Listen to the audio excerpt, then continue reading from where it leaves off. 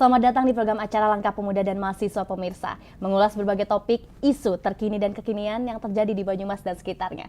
Sebelum itu, saya Sabrina Salsabila akan memandu acara selama 1 jam ke depan, dan pastinya pemirsa kita live di beberapa platform nih ya. Pastinya ada Instagram, TikTok, YouTube, Facebook, dan platform lainnya. Langsung saja di @bmstv_official. Ini udah lumayan ya untuk openingnya, kita akan mengulas topik yang agak berat pada malam hari ini. Tapi tenang saja pemirsa, karena narasumber hebat kita sudah siap untuk membahas mengenai topik yang baru-baru ini terjadi. Maka dari itu kita langsung kenalkan, di sebelah saya ada siapa? Boleh Mas, langsung saja.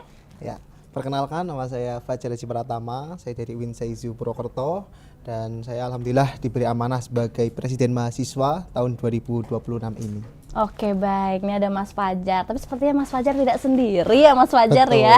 Ada Mas yang satu lagi, boleh Mas langsung perkenalkan? Ya, perkenalkan saya Iksan Nurhayat dari Wakil Presiden BEM Universitas Nahdlatul Ulama Purwokerto.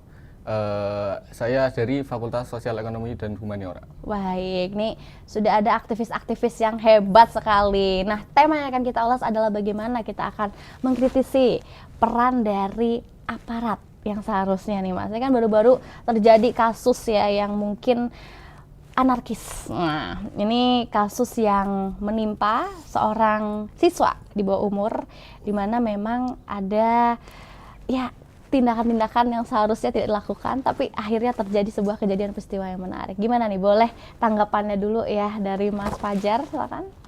Ya, untuk kasus ini ya, kasus polisi atau Brimob yang memukul seorang murid, murid dari madrasah, itu cukup menggemarkan di kita, di mahasiswa, karena tentunya di situ kan seorang polisi yang seharusnya mengayomi justru malah menjadi tekanan baru untuk rakyat. Pada dasarnya ada asas hukum yaitu salus lex suprema lex exto, yaitu dalam artinya keselamatan masyarakat atau rakyat adalah hukum tertinggi. Akan tetapi ini sudah dicederai oleh polisi kita yang sebagai pengayom. Itu yang menjadi suatu yang kita kritisi, dan juga yang kita kembali ke latar belakangnya, bahwasanya ke awal sebelum terjadinya itu, murid dari madrasah tersebut itu kan niatnya mau jalan-jalan. Tapi pada suatu saat dia dikira sebagai peserta konvoi. Bahkan dari orang tuanya itu kaget ketika dia dikatakan sebagai peserta konvoi. Lah itu yang salah. Seharusnya ketika mau bertindak, seharusnya ada tabayun. Kita kan Islam ya, kalau dalam saya di UIN itu ada namanya tabayun, yaitu cross check kembali. Jangan seenaknya sendiri, supaya tidak ada yang namanya kesalahpahaman. Apalagi tentunya di bulan Ramadan itu kan awal sekali bulan Ramadan. Itu cukup menggemparkan dan cukup menyakiti kita sebagai masyarakat Indonesia. Baik Mas. Ada istilah hukum-hukum yang luar biasa. Poli suprema lex exto. Baik, nah ini tadi dimention Mas Ihsan oleh Mas Fajar bahwa awal Ramadan sudah suuzon saja gitu ya. Itu bagaimana tanggapannya terkait kasus ini, Mas Ihsan? Kalau dari saya sendiri, saya pribadi tentunya sama, mengecam keras tindakan dari Brimob itu sendiri. Yang pertama, kita bisa mengambil dalam pasal 3 ayat 2 nomor 2002 mengenai peran polisi yaitu mengayomi dan melindungi. Namun hal ini terulang dan terus terulang kembali, sehingga ini menjadi pola yang secara sengaja seperti terulang. Artinya ini juga menjadi PR dari Kapolri dalam menindak suatu tindakan. Apalagi kalau kita lihat alur dalam kasus ini, dua orang pelajar ini, adik dan kakak, kan dalam situasi sedang jalan-jalan setelah sholat subuh, dan Brimob ini menyangkanya dia itu adalah pelaku, diduga itu pelaku balap liar dan lain sebagainya. Tapi apakah SOP dalam menangani kasus tersebut itu langsung secara tindakan tanpa seperti diberhentikan dulu atau bagaimana? Dan itu perlu dipertanyakan karena lagi-lagi ini bukan kasus yang baru, tapi kasus yang sering terulang oleh Polri. Baik, ini kan tadi di-mention ya juga sama Mas Iksan lagi bahwa dari SOP, dari sudut pandang hukum ini sudah menyeleweng, sudah keluar dari jalur yang seharusnya. Tapi harusnya seorang aparat, begitu, seperti apa seharusnya tugas aparat yang seharusnya nih Mas Fajar, gimana? Ya seharusnya ya sebagai seorang aparat kepolisian dalam hal ini ya harus mengayomi, karena tagline dari kepolisian Indonesia kan Boleh mengayomi disebutkan. kan, mengayomi masyarakat. Tapi apa yang terjadi sekarang ketika ada permasalahan yang di situ menyangkut dari anggota kepolisian, polisi mengalihkan adalah oknum. Tapi mohon maaf ini, oknum kok banyak gitu. Aduh. Seharusnya itu kan menjadi salah satu benar yang dikatakan Mas Ihsan. Harus adanya SOP yang benar, bagaimana cara penangkapan, atau bagaimana cara melakukan mediasi dan lain sebagainya, itu kan jelas ada aturannya tersendiri. Kenapa itu tidak dilakukan? Maka daripada itu, saya juga turut mengecam keras dengan adanya hal tersebut. Mungkin itu tamparan bagi seluruh anggota kepolisian yang ada di Indonesia.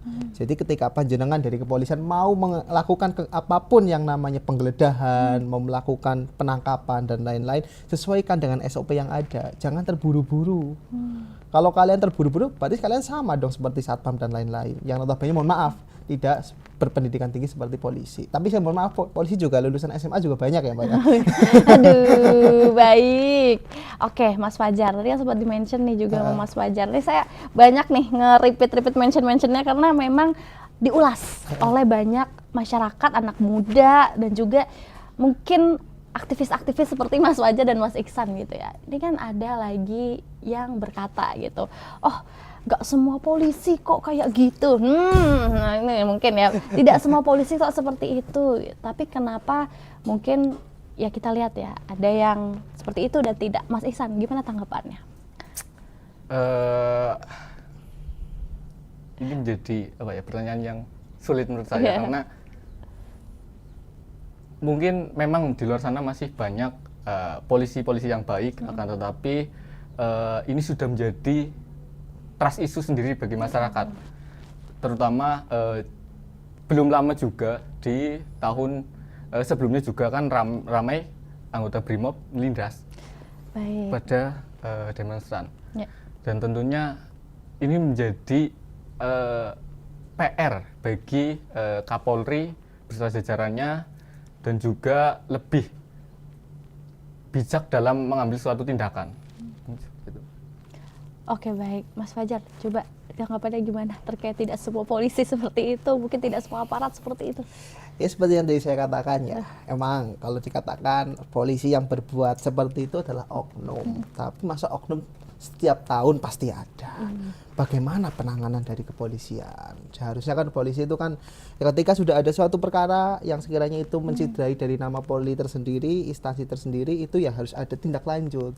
Tapi kenyataannya kasus-kasus yang terkait dengan kepolisian itu banyak yang mandek atau berhenti. Lah itu menjadi turut keprihatinan kita. Ya semoga kedepannya ya saya juga pengen ya ada yang namanya seleksi ke polisi seperti apa sih? Baik. Karena kan banyak isu-isu di masyarakat polisi seperti dan sebagainya. Itu yang menjadi mungkin kenapa di masyarakat polisi masih dianggap seperti itu. Karena dari awal aja juga pengrekrutannya mohon maaf seperti itulah ya. Saya nggak perlu jelaskan, mungkin teman-teman sudah paham ya, pemeriksa semua seperti itu. Oke, baik, terkait dengan rekrutmen dan lain-lain. Tapi ada pembahasan yang unik lainnya gitu. Ini kita membahas terkait dengan peraturan perundang-undangan lagi gitu ya. Ini kan banyak yang mengatur bahwa ya memang harus mengayomi, melayani masyarakat gitu. Tapi sebagai mahasiswa gitu ya, apakah sebagai seorang polisi gitu harus lebih banyak nih turun juga mendengarkan, turun juga ikut andil, atau ya harus ikut bosnya dulu, atasannya dulu, baru gimana nih Mas? Boleh dari Mas Ihsan?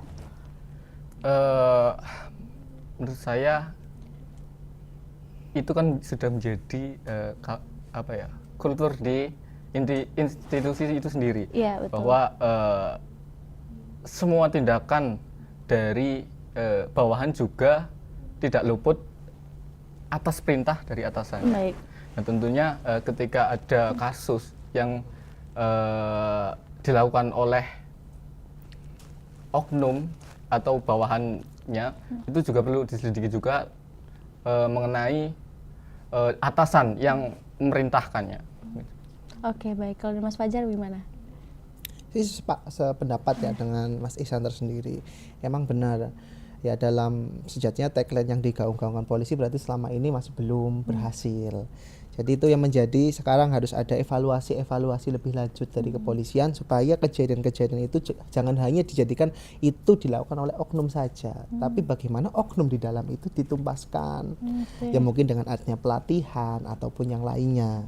Karena saya melihat sungguh-sungguh tragis lah ketika itu terus berulang-ulang terus.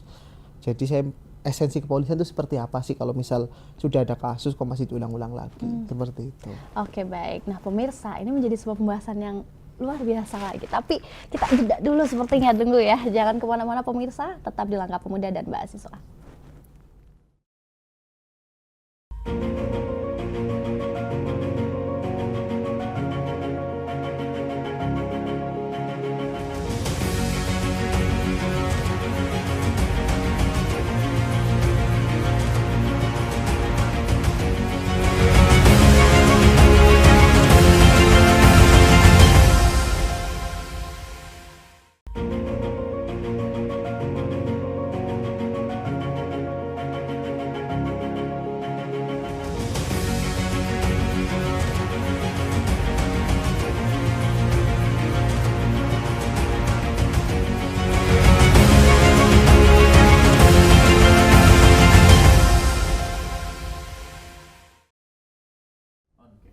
Kembali lagi pemirsa di Langkah Pemuda dan Mahasiswa. Masih bersama Mas Fajar dan juga Mas Ihsan. Masih semangat ya Mas ya? Masih dong. Oke, malam hari ini memang spesial karena kan juga Ramadan ya, harus semangat dan pastinya kita akan ulas lagi kembali ke topik kita terkait dengan hak asasi manusia. Nah, ini kan sebagai sebuah hal yang menyentil ya. Ini terkait hak asasi manusia, sejauh mana sih prinsip hak asasi manusia sendiri itu sudah ditegakkan dalam praktik hukum yang ada sekarang di Indonesia? Menurut Mas Fajar, silakan. Iya, terkait kasus tersebut ya, hak asasi manusia kan sekarang kita kan juga ada permasalahan karena kita sekarang ada dua instansi yang membawa itu. Yang pertama ada Komnas HAM, terus juga ada Kementerian HAM. Lah tentunya dari kedua instansi tersebut kadang-kadang itu ada beda penafsiran. Jadi kasus-kasus A oleh Komnas HAM dikatakan itu iya, oleh Kementerian HAM bukan. Lah itu yang menjadi tumpang tindih peraturan. Seharusnya kan lebih jelaskan lagi kalau mau difokuskan di kementerian aja cukup ataupun mau di Komnas HAM cukup. Tapi kan sekarang masih belum jelas. Dan juga untuk permasalahan itu ya saya sedikit mencatat dari peraturan polisi Republik Indonesia nomor 8 tahun 2009 yang mengatakan bahwasanya senjata api ataupun perbuatan fisik itu dilakukan sesuai dengan adanya SOP.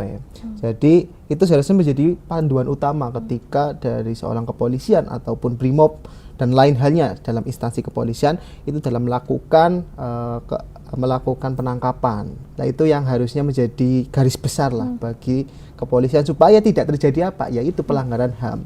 Karena hak asasi manusia sekarang sering digaungkan, tapi nyatanya masih banyak hak asasi manusia yang belum bisa diselesaikan baik oleh pemerintah maupun oleh kepolisian dan lain sebagainya. Seperti itu. Oke, baik Mas Fajar. Ini kan sudah dibahas Mas Fajar ya. Tapi kalau Mas Ihsan, sejauh mana sih sebenarnya hukum Indonesia ini ya mengulas terkait dengan peran aparat sendiri? Sejauh mana menurut Mas Ihsan, apakah hukum Indonesia ini sudah oke, ini sudah bagus, tidak perlu ini. Bagaimana Mas Ihsan?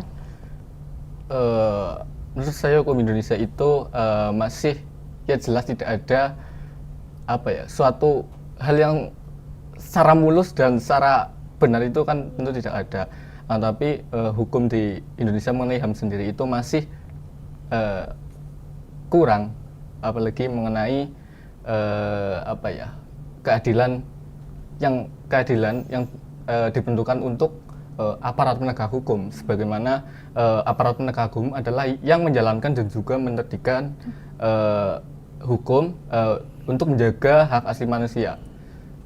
Dan hal itu kadang menjadi poin krusial tersendiri. Justru penegak hukum yang melakukan tindakan tersebut. Tentunya ini menjadi PR penting bagi semua instansi dan juga kementerian yang ada. Oke, baik. Kalau dari Mas Fajar sendiri ini kan tadi juga sempat di-mention ya, harusnya aparat itu dari rekrutmennya saja itu harusnya diperhatikan. Seperti apa sih Mas rekrutmen yang seharusnya gitu? Apakah ada mungkin negara mana yang bisa dijadikan ini, negara ini yang seperti ini, gimana nih Mas? Ya, terkait rekrutmen itu sendiri ya, di masyarakat Indonesia sekarang itu banyak terjadi kesalahpahaman bahwasanya masuk polisi harus menjual sawah 1 hektar dan lain sebagainya, itu ya yang nggak bisa saya ceritakan satu persatu. Itu yang serius menjadi salah kaprah dalam bernegara Indonesia. Karena sejatinya kan polisi sebagai pengayom masyarakat itu harus ada pelatihan-pelatihan khusus, SOP khusus, treatment khusus supaya apa, bisa mengayomi masyarakat dengan benar. Mungkin dari awal pengrekrutmennya bagaimana masuk, tesnya seperti apa, mulus seperti apa. Masa kalau misal kurang tinggi badan 5 cm berarti 5 miliar gitu kan salah gitu kan ya Mbak ya. Harusnya kan nggak seperti itu. Jadi ya kalau misal aturannya sudah dibentuk seperti itu, ya kalau misal nggak memenuhi ya jangan dipaksakan. Nanti kalau ketika itu dipaksakan itu kan bisa menjadikan suatu permasalahan baru seperti sekarang yang kita bahas, kasus yang kepolisian atau Brimob yang memukul sampai meninggal siswa madrasah. Dan juga mungkin bisa melihat dari contoh-contoh di Amerika ataupun dari negara-negara lain pengrekrutmennya yang bagus gitu kan. Kan banyak negara-negara lain yang mengutamakan bagaimana polisi itu mengayomi dan mengayominya seperti apa, itu kan bisa dicontoh oleh negara kita ke negara lain yang prosedural kepolisian itu bagus. Oke, baik itu. Mas Fajar. Mas Ihsan, kita balik lagi ke kasus yang tadi nih ya. Pasti kan seorang anak di bawah umur gitu. Jadi sebuah korbannya sendiri itu adalah korban yang seharusnya diperiksa lagi nih, SOP-nya aja nggak bener nih untuk menyatakan ini korban sampai ada kekerasan. Gimana tanggapannya terkait si korban ini, Mas? Tentunya yang jelas sebelumnya kita berduka cita yang dalam tentunya dari kami atas meninggalnya Arianto Tawakal selaku korban yang terjadi di Maluku. Tentunya hal ini menjadi tragis sebagaimana tindakan dari aparat sendiri sangat-sangat disayangkan. Artinya dalam proporsionalitas kekuatan, apakah tindakan tersebut dibenarkan karena tidak ada ancaman yang bisa membahayakan dari pihak Brimob itu sendiri. Artinya tidak ada ancaman, tetapi dengan tiba-tibanya si pelaku itu langsung melempar helm sehingga menabrak kakaknya dan tewas di tempat. Oke, baik. Mas Fajar, mungkin kalau dari sudut pandang anak di bawah umur gitu ya, ini kan tidak mengerti apa-apa, kejadiannya tiba-tiba gitu ya, kayak tiba-tiba terjadi kejadian, kalau kata orang kejadiannya begitu cepat gitu. Tapi dari sudut pandang mahasiswa, kalau Mas melihat ini kan jauh ya di daerah Maluku tadi, apa yang bisa kita lakukan, Mas? Iya, kita sebagai mahasiswa ya, apalagi sekarang kan mahasiswa sebagai salah satu ya pembangun negara gitu kan. Karena sekarang kan sebagai pengkritik dari sebuah negara Indonesia ini kan justru yang lebih aktif kan dari mahasiswa. Saya harapkan mahasiswa sekarang kita bukan hanya diam saja, tapi kita minimal ada pergerakan sedikit, misal lewat media sosial sebagai upaya kita keprihatinan polisi yang melakukan hal sewenang-wenangnya itu. Ya mungkin lewat media sosial, terus juga kita bisa juga mengaspirasikan lewat kepolisian langsung, mungkin advokasi dan lain-lain itu kan bisa. Apalagi kan seharusnya setahu saya ya, kepolisian itu kan terbuka pintu untuk siapa saja, apalagi untuk mahasiswa. Ketika mahasiswa untuk mengajak dialog dan lain halnya, mungkin kepolisian bisa membuka pintu dan kita melakukan dialog kepada kepolisian supaya permasalahan ini bagaimana sih penyelesaiannya supaya tidak terulang terus kayak gitu. Apalagi kan kita sekarang misal di Jawa nih, kita mahasiswa Purwokerto dan kasus itu di Maluku. Jadi itu bukan hanya tanggung jawab mahasiswa yang ada di Maluku. Kita sebagai mahasiswa Indonesia, walaupun kita berbeda daerah di Purwokerto ataupun di tempat yang lainnya, itu tanggung jawab kita bersama supaya apa? Keadilan itu terus terjaga. Kan di Indonesia itu ada pepatah mengatakan keadilan itu tumpul ke atas, tajam ke bawah. Itu yang harus kita bagaimana kata-kata itu atau pepatah itu bisa kita hilangkan. Oke. Dan juga kita bisa merealisasikan bagaimana bernegara yang benar. Oke. Baik, kira-kira nih untuk reformasi yang konkret, apa yang dapat diterapkan nih agar kejadian ini tidak lagi terjadi kekerasan oleh aparat? Mas Ihsan, tanggapannya seperti apa, Mas? Mengenai reformasi sendiri, memang setelah reformasi kan kurang lebih berarti sekitar 30 tahun kurang ya. Akan tetapi setelah jalannya waktu, tindakan-tindakan kepolisian justru berputar balik dengan adanya reformasi tersebut. Tentunya ini menjadi hal yang penting bagi kepolisian untuk melakukan reformasi yang secara total, baik internal maupun eksternal. Di mana internal sendiri yaitu secara kultural sendiri bahwa di kepolisian sendiri itu masih ada doktrin militeristik. Dan saya rasa itu tidak perlu dalam mengayomi warga sipil. Dan dalam kasus tersebut juga menjadi poin penting bahwa perlu adanya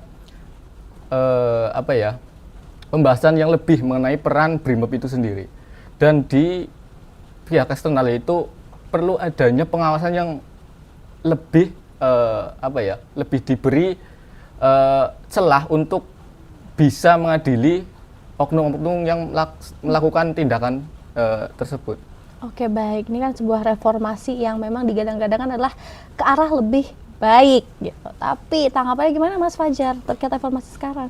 Ya, karena reformasi sudah cukup lama, benar yang dikatakan Mas Ihsan, sudah 30 tahun, bahkan kurang, berarti 28 ya, 28 tahun yang lalu kita reformasi, akan tetapi sekarang masih banyak yang terjadi kekurangan. Nah itu kita sebagai mahasiswa, ayolah kita bersama-sama menggandengkan tangan supaya reformasi yang kita perjuangkan ini bisa lebih baik. Kurang lebih seperti itu. Oke, baik. Nah pemirsa, ini sudah ditandai ya agar kita jeda terlebih dahulu sejenak ya Mas Ihsan dan Mas Fajar. Karena topiknya sepertinya semakin kesini semakin kesana. Kita akan langsung saja kembali lagi nanti pemirsa setelah jeda komersial berikut ini.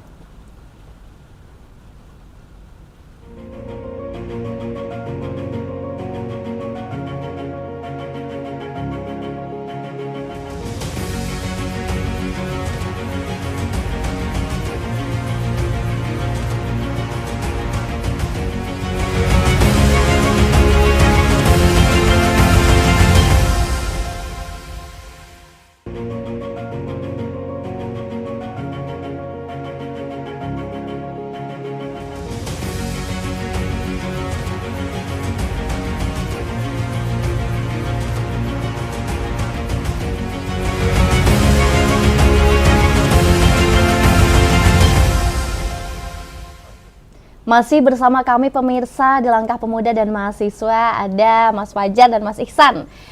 Oke, kita akan kembali lagi ke topik kita. Mas, kenapa sih satu fenomena dapat mengubah kepercayaan masyarakat? Boleh Mas Fajar?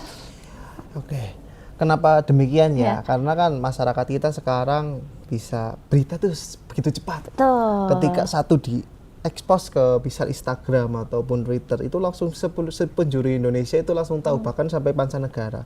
Nah itu yang justru harus kita garis bawahi ketika ada perbuatan yang dilakukan oleh aparat penegak hukum ataupun pemerintah, itu harus berhati-hati dalam melakukan misal perbuatan apapun itulah, supaya itu kan langsung dilihat oleh masyarakat. Ketika masyarakat tahu penegak hukumnya juga seperti itu, pemerintahnya seperti itu, dan nanti kan tingkat kepercayaan dari masyarakat tersendiri akan berkurang kepada aparat penegak hukum ataupun pemerintah.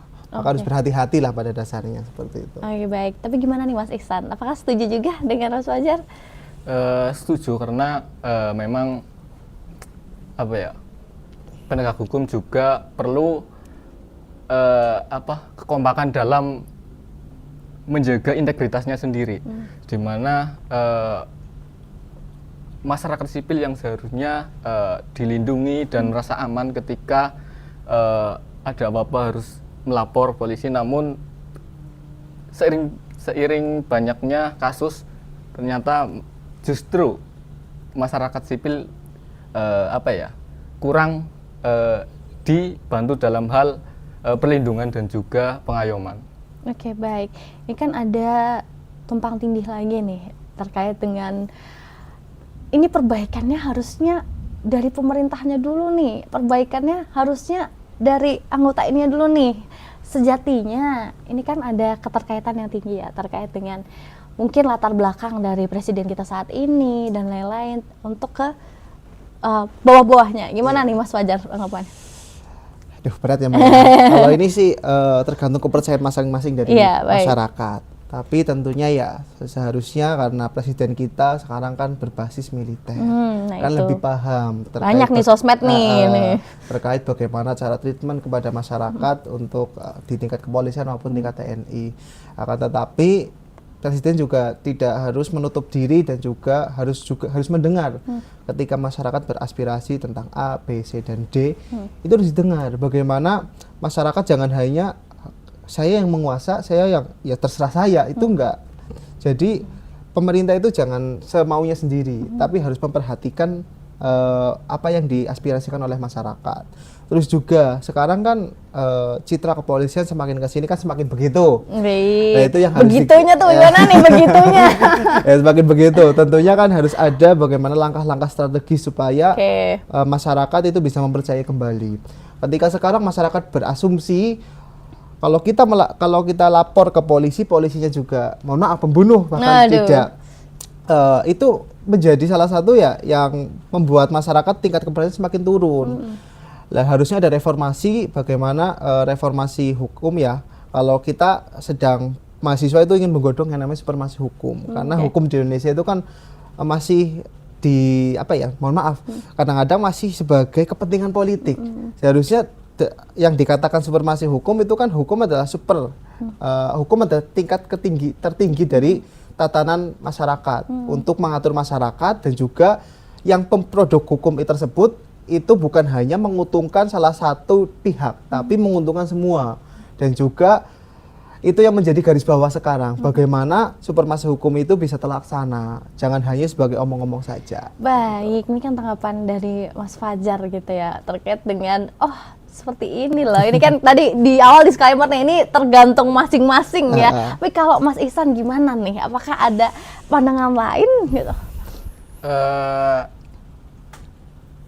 Sepertinya sama Mbak, karena memang untuk mencapai sebuah keadilan tentunya bukan hanya peran dari satu sisi saja, namun perlu banyak peran untuk mencapai tujuan tersebut. Dan seperti yang tadi dikatakan bahwa adanya hukum juga untuk masyarakat dan lahirnya hukum juga dari keresahan masyarakat. Sehingga peran penegak hukum adalah mengimplementasikan hukum itu sendiri, dan juga penegak hukum juga turut serta dalam memberi contoh serta memberi tindakan-tindakan yang sesuai aturan atau taat aturan. Oke, baik. Ini kan sekarang digitalisasi di mana-mana nih, Mas. Tanggapannya seperti apa? Apakah digitalisasi sebenarnya membantu? Karena berita hoax juga banyak, berita giringan juga banyak, buzzer juga banyak. Gimana nih, Mas, tanggapan dari kekuatan digitalisasi saat ini? Apakah bisa mendorong untuk mungkin mengedukasi, memberi sebuah respon suara untuk perubahan lebih baik, gimana nih? Tentunya seharusnya seperti itu, karena sekarang kan kita sebagai masyarakat Indonesia bingung harus melapor ke siapa. Kalau sekarang kita melapor ke kepolisian tidak tanggap dan harus butuh, mohon maaf, misal kita harus mengeluarkan cross check uang yang lumayan. Waduh. Itu kan nanti kan masyarakat juga nggak mau. Nah sekarang ketika ada suatu yang viral, kalau mahasiswa mengatakan yaitu no viral no justice. Kan. Lah itu seharusnya menjadi salah satu bagaimana media sosial mendongkrak. Ketika di Indonesia ada permasalahan baru, kita dongkrak dengan hal tersebut supaya pemerintah itu semakin melek. Di masyarakat tingkat bawah ada ini loh, ada permasalahan ini, bagaimana penyelesaiannya. Dan itu menurut saya cukup efektif dibanding kita hanya berserah diri, mohon maaf ya, berserah diri atau hanya melaporkan tapi tanpa hasil apapun. Lebih baik kita sekarang ya lebih baik mengupdate ke media sosial supaya pemerintah dan juga aparat penegak hukum itu lebih baik, seperti itu. Kurang lebih seperti itu sih. Oke, baik. Nah, di sini kan pastinya sebagai mahasiswa lagi nih Mas Ihsan gitu ya. Kita lihat mahasiswa itu tidak semua bisa mendapat sebuah privilege untuk menjadi mahasiswa. Nah, tidak semua bisa menyandang pendidikan yang tinggi. Nah, tapi dengan sosial media katanya semua orang bisa beropini, semua orang bisa menyuarakan apa yang disuarakan, termasuk yang tidak berpendidikan sekalipun bisa menyuarakan. Apakah ini menjadi sebuah pertanda bahwa memang digitalisasi dan teknologi adalah sebuah hal yang baik untuk bersuara seadil-adilnya untuk semua kalangan atau lapisan? Boleh nih Mas Ihsan mengatakan? Digitalisasi merupakan ya ada baiknya dan ada buruknya. Baiknya mungkin teman-teman kita yang tidak bisa sampai ke jenjang yang lebih tinggi, dia bisa mencari di sosial media mengenai apa yang ingin dia ketahui dan mengenai apa yang ingin dia minati. Akan tetapi juga terdampak ada dampak buruknya, seperti ya banyak komen-komen netizen yang memang misal ketika ada sebuah kasus yang itu entah benar atau hoax, netizen itu langsung menyerang tanpa mengetahui bahwa berita tersebut adalah hoax. Nah, ini juga menjadi PR penting dari kita semua dalam mendukung digitalisasi yang lebih baik, bahwa perlu adanya analisis yang mendalam dalam menerima berita ataupun menerima suatu hal yang ada di ruang sosial media. Oke, baik. Mas Fajar, tadi kan sempat di-mention ya sebelum nanti kita jeda komersial nih. Apakah dari pendidikan di lingkungan instansi lembaga pendidikan sudah bisa mengedukasi dengan maksimal gitu ya, terkait dengan mengkawal berbagai kasus, mengedukasi generasi kita selanjutnya? Apakah pendidikan saat ini sudah mumpuni untuk bisa memberikan sebuah arahan yang baik tersebar dari berita-berita yang buruk gitu, Mas? Boleh nih Mas Fajar. Iya. Ya, namanya pendidikan ya tentunya kan masih ada kurangan. Saya juga memaklumi hal tersebut, tapi tentunya dari kekurangan tersebut kita jangan hanya stagnan di situ. Oke. Bagaimana supaya kurikulum-kurikulum terbaru bisa mengedukasi masyarakat, terutama dari pendidikan, yaitu dari tingkat terkecil aja deh, dari SD, SMP sampai SMA bahkan kuliah, supaya ketika kita mengaspirasikan baik itu lewat media sosial ataupun mau lewat manapun itu ada SOP-nya tersendiri.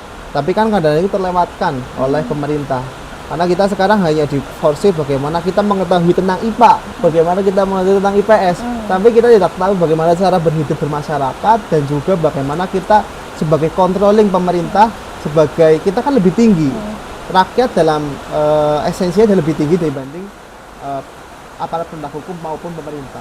Oke, baik. Siap, Mas Fajar, Mas Ihsan, kita istirahat terlebih dahulu. Jangan kemana-mana pemirsa, karena sehabis ini adalah sesi terakhir dari episode kali ini. Tetap di Langkah Pemuda dan Mahasiswa.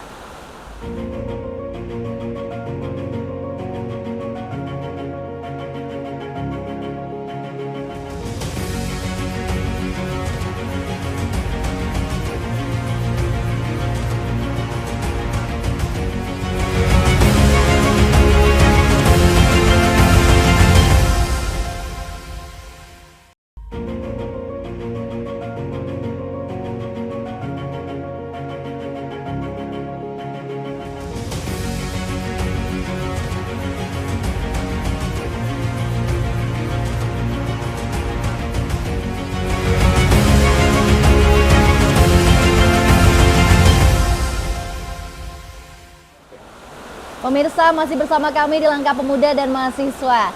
Sesi terakhir, Mas Fajar, Mas Ihsan. Aduh, nggak nyangka ya kita ngobrol udah sampai sini aja.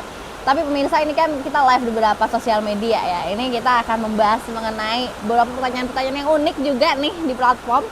Mungkin dari yang terkait solusi nih Mas. Dan banyak sekali yang kayak, mahasiswa taunya demo doang gitu. Tapi bisa nggak nih memberikan sebuah solusi, tanggapan, masukan gitu ya. Nah, ini jika reformasi tidak dilakukan, kira-kira apa resiko jangka panjang yang terjadi di Indonesia? Mas Coba dulu nih, Mas Ihsan, silakan. Oke. Kalau reformasi tidak secepatnya dilakukan, yang pernah jelas tindakan penganiayaan dan lain sebagainya akan terus terulang. Apalagi jika kita melihat data di tahun 2024 bulan Juli sampai 2025 bulan Juni, itu ada sekitar 611, di mana 3 yang tertinggi, yaitu 411 diantaranya adalah penembakan. Yang kedua penganiayaan, yaitu di angka 82, dan juga korban salah tangkap. Ini juga menjadi hal menarik. Korban salah tangkap mencapai 72. Nah, dalam jangka waktu 1 tahun saja sudah mencapai tindakan sampai sebegitu banyaknya. Apalagi jika reformasi itu tidak segera dicetuskan. Dan ini juga menjadi PR kita bersama sebagai mahasiswa, di mana kita ketika adanya demonstran, kita sebagai massa, kita sering dipolitisasi bahwa tindakan massa adalah anarkis. Akan tetapi tindakan aparat yang diberikan mandat oleh negara, dipersenjatai dan juga diberi perlengkapan dari uang pajak negara, itu justru lebih membahayakan. Contohnya banyak kejadian yang memang dilakukan oleh penegak hukum. Nah, mengenai kasus pelajar sendiri bukan hanya sekarang, tapi di Semarang tahun 2024 itu juga kan sama, bahwa diduga pelajar tersebut itu melakukan tawuran. Akan tetapi setelah ditembak oleh polisi dan dilakukan penyelidikan, pelajar tersebut tidak melakukan tindakan yang disebutkan oleh polisi. Ini kan juga menjadi hal terpenting bahwa sebelum adanya tindakan yang represif dari pihak aparat, tentunya perlu digaji dulu dan juga perlu ditanyakan dulu lah, atau diinterogasi terlebih dahulu. Oke, baik Mas Ihsan. Ini ada lagi nih, Mas Fajar mungkin ya. Kita akan beralih ke Mas Fajar dulu.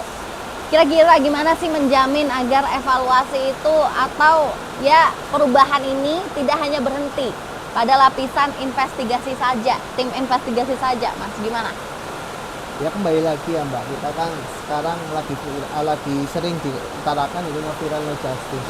Dan bagaimana kita mengawal terus kasus-kasus yang ada, entah ya seperti sekarang kasus yang sedang kita soroti, yaitu terkait polisi yang memukul siswa madrasah. Sampai titik mana sih sekarang kita kan sekarang di kepolisian ataupun di pengadilan kan ada platform nih, ketika suatu permasalahan kita lihat sekarang sudah sampai titik mana, entah investigasi ataupun sudah sampai titik penangkapan dan lain sebagainya. Nah, kita kawal lewat situ, kita ada media sosial, kita kawal lewat itu isu-isu tersebut secara online. Ketika emang di situ masih ada penyimpangan ataupun belum sesuai dengan apa yang masyarakat inginkan, kita aktifkan kembali. Walaupun kita dikatakan sebagai pendemo atau anarkis dan lain sebagainya, tapi itu adalah wujud nyata kita sebagai mahasiswa mengaspirasikan dari suara-suara masyarakat kecil seperti itu. Oke, baik. Berarti ini sebagai mahasiswa gitu ya, iya, bangga turun ke jalan dan menyuarakan hak masyarakat. Bangga dong ya, Mas? Harusnya bangga. Bangga, baik. Ini menjadi sebuah pertanyaan juga pemirsa terkait dengan pertanyaan-pertanyaan yang muncul. Mungkin ada yang paling menarik. Boleh satu kata untuk aparat? Silakan, Mas Ihsan. Mas Fajar dulu. Oh, saya dulu. Ini lempar-lemparan nih ya, gimana? Satu Mas? kata ya? Ya. Jahat. Jahat. Aduh, baik. Mas Ihsan. Mungkin saya bukan satu kata ya, Ya. Mbak. Aparat yang seharusnya itu mengayomi, bukan memukuli, merangkul, bukan memukul. Intinya aparat seharusnya menjadi pagar hidup atau tameng bagi masyarakat yang seharusnya perlu dilindungi dan diayomi. Oke, baik. Enaknya itu aparat itu merangkul bukan memukul. Aduh. Selain mungkin ada yang merangkul, ini harusnya merangkul yang benar ya, Mas betul. ya. Oke. Aduh, ini kalau merangkul yang beda lagi nggak benar lagi. Jangan, dong. bener lagi, jangan. Enggak, ini merangkulnya. Aduh, oke.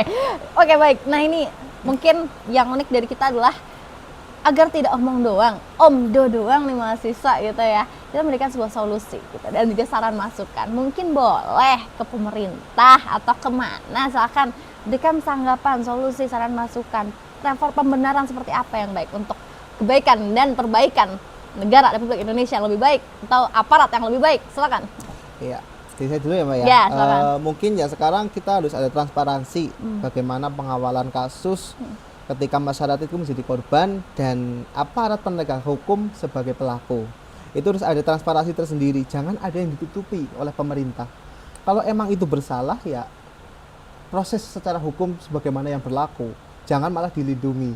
Terus juga ketika pemerintah kan mempunyai hak, yaitu hak bagaimana dia itu ya punya hak sendiri untuk menciptakan perundang-undangan dan lain sebagainya.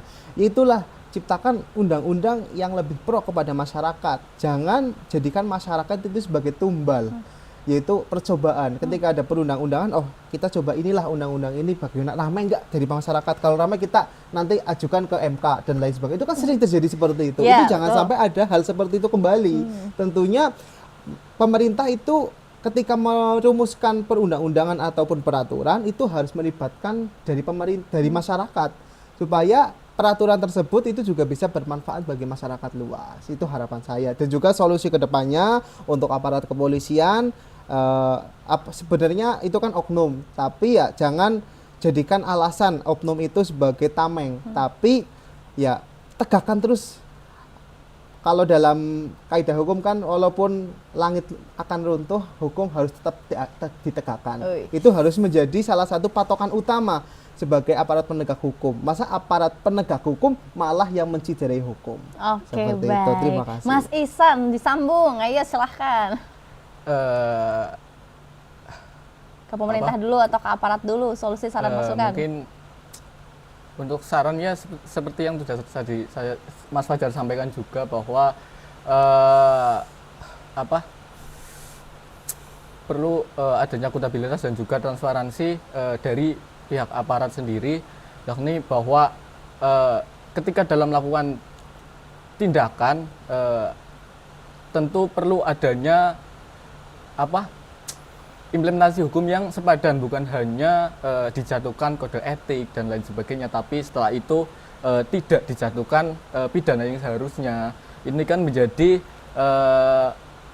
kurangnya rasa kepercayaan masyarakat dalam aparat penegak hukum yang melakukan tindakan semena-mena tapi hanya dibicar saja, tidak diberi hukuman yang setimpal dengan apa yang telah ia lakukan. Dan tentunya ini menjadi rapot merah bagi kepolisian bahwa hukum runcing ke bawah dan tumpul ke teman sejawat. Aduh, ini Mas Ihsan diam-diam mematikan memang ya. Aduh, baik. Nah, pastinya di Langkah Pemuda dan Mahasiswa juga memberikan semangat, gambaran, implementasi, contoh ke pemuda Banyumas dan sekitarnya. Ada yang ingin disampaikan untuk pemuda Banyumas dan sekitarnya? Silakan, Mas Fajar. Oke, ya saya mengapresiasi pada teman-teman yang selalu mensuarakan dari suara-suara masyarakat kecil. Semoga teman-teman tidak hanya berhenti di sini, selalu kita berada dalam roda kebenaran, walaupun itu kita dihujani bebatuan yang cukup terjal, karena kalian ketika sedang berada di jalan yang benar, pasti Tuhan akan selalu melindungi kita semua. Jadi semangat terus bagi teman-teman, jangan pantang menyerah walaupun banyak ujian yang harus kita cobain. Oke, dikasih cobaan, kita cobain. Oke, baik. Mas Ihsan, gimana nih Mas Ihsan? Apa yang disampaikan pemuda Banyumas dan sekitarnya? Mungkin singkat saja, tetap bersama dan terus berjuang. Widih. Karena sudah tadi sudah disampaikan juga Mas Fajar, mungkin kita ya harus tetap bersama dalam mengawal kasus-kasus yang sering terjadi. Untuk mencapai tujuan itu kita juga perlu adanya kebersamaan untuk menuntut apa yang seharusnya dituntut dan apa yang seharusnya didapatkan itu harus segera terlaksana. Mungkin seperti itu, Mbak. Oke, baik. Ini menjadi sebuah episode yang dar-der-dor dan luar biasa ya statement-statement dari Mas Ihsan dan juga Mas Fajar. Baik pemirsa, kita sudah sampai di ujung acara dari Langkah Pemuda dan Mahasiswa episode, kalau kita bilang edisi 3 Maret 2026. Setiap hari Selasa pastinya saya mengucapkan terima kasih banyak untuk narasumber hebat kita. Boleh ini ada banyak yang nonton, Mbaknya tepuk tangan dulu yuk. Biasanya di sini orang belakang layarnya banyak Mas, cuman sudah banyak berkurang. Teman ya begitulah ya. Kita namanya juga akan terus menyuarakan yang seharusnya disuarakan. Mas Ihsan, Mas Fajar, terima kasih sudah mampir ke sini. Semoga ilmunya bermanfaat Amin, untuk sesama dan mari kita suarakan. Lagi-lagi pemirsa, kita melihat fenomena yang terjadi di Indonesia itu banyak dari Sabang sampai Merauke. Tapi kita sebagai pemuda dan mahasiswa harus terus menyuarakan yang harusnya disuarakan.